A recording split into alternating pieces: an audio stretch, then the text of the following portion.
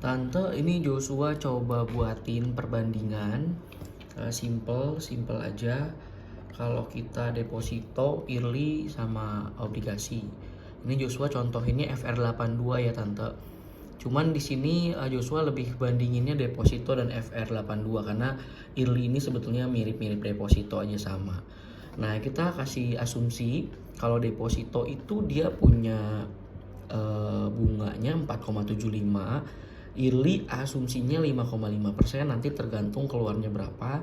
Kalau FR82 ini fix 7% karena dia produknya udah berjalan, udah ada 7% dan sudah bisa beli. Nah, untuk pajaknya sendiri deposito dan yearly itu karena mirip, dia sama-sama 20%. Nah, untungnya kalau FR itu pajaknya hanya 10%. Jadi kalau kita misalkan hitung return per tahun, contoh nominal Tante 2M, deposito itu returnnya net 76 juta, yearly 88 juta. Ini net sudah dipotong pajak 20%. Ini FR82 126 juta, net juga sudah dipotong pajak 10%. Kalau kita lihat di sini return lebih besar 82. Banyak nasabah tanya, terus resikonya apa Jo? Resiko dari obligasi. Karena kalau dari return kan terlihat lebih menarik jauh kan, beda 50 juta bahkan dari deposito per tahunnya. Nah, ini Joshua ada simulasi contoh resiko dari obligasi. Nah, contoh nih Tante, semisal 3 Mei hari ini Tante beli obligasi FR82. Ini asumsi FR82 ya Tante, tapi banyak seri lainnya. Ini asumsinya 82 aja. Nominal 2M dengan asumsi harganya 101 Tante, harga saat ini. Ini asumsi juga. Berarti harga modal Tante beli, harga belinya itu sebesar 2 miliar 20 juta. Ini rumusnya 2 miliar kali 101%. Nah, kemudian tahun depan, sudah setahun nih Tante pegang. Tahun depan semisal Tante jual di 3 Mei 2025, jual obligasi FR82, nilai marketnya, kita bikin ini lagi rugi ya, biar resiko banget gitu. Kayak resikonya apa sih? Nilai marketnya lagi 99.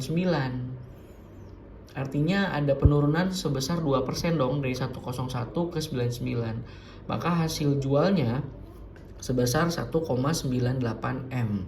Perkaliannya kayak gini.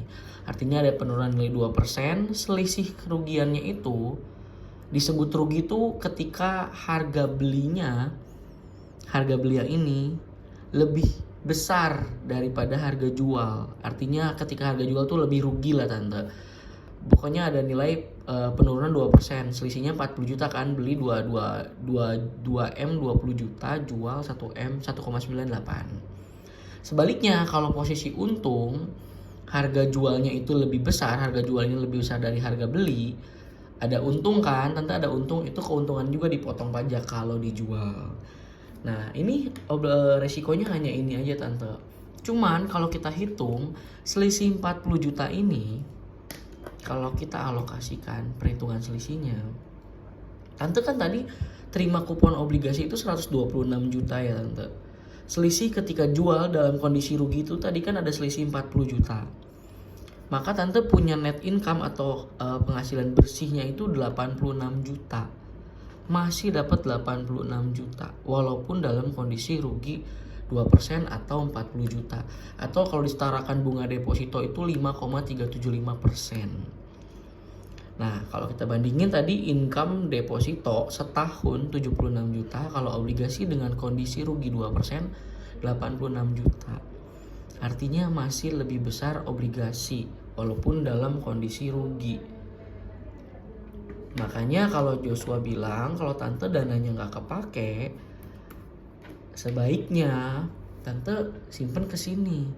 Karena ini tiap tahun udah pasti dapat segini. Selama tidak dijual, kenaikan nilai atau penurunan nilai itu tidak berpengaruh. Tetap kupon itu terhitung dari nominal masuk 2 miliar.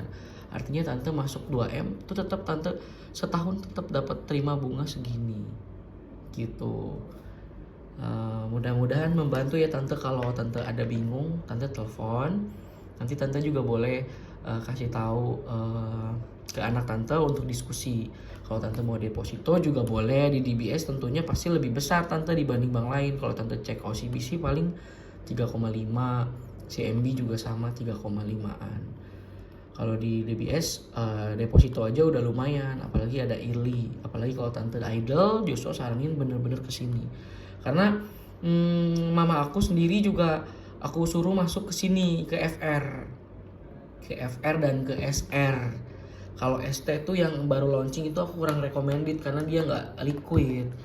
Kalau kita lihat sekarang trennya suku bunga memang saat ini lagi naik, tapi nanti kalau sudah turun, suku bunga turun, contoh 5,5%, itu harga obligasi udah pasti naik tante, gitu. Dari teorinya itu kebalikan, kalau suku bunga naik, harga obligasi turun. Kalau suku bunga turun, obligasi naik.